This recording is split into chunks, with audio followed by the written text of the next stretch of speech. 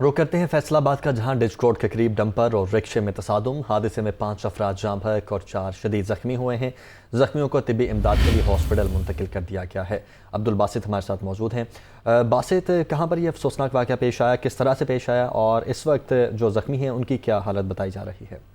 जी बिल्कुल, ये फैसलाबाद में थाना डिस्कोट का इलाका जलंधर मोड़ है, जहां पे तेज रफ्तार जो डंपर है वो बेकाबू होकर सामने से आने वाले रिक्शे पर चढ़ गया है। रिक्शे में सवार 3 बहन भाइयों समेत 5 अफराद जो है वो मौका पर जाँ बहक हो गए, जबकि ट्रैफिक हादसा में खवातीन समेत 4 अफराद जो शदीद जख्मी हुए हैं, जिन्हें रेस्क्यू की जानिब से तिबी इमदाद के लिए अस्पताल मुंतकिल कर दिया गया है।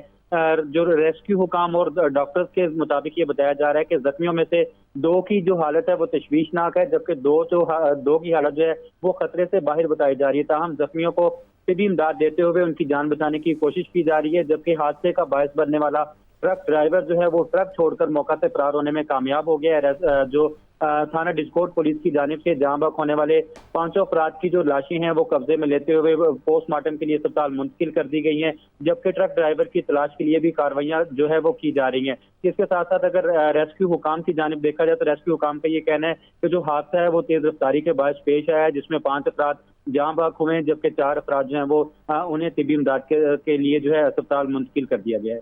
ठीक है बासित, बहुत शुक्रिया आपका।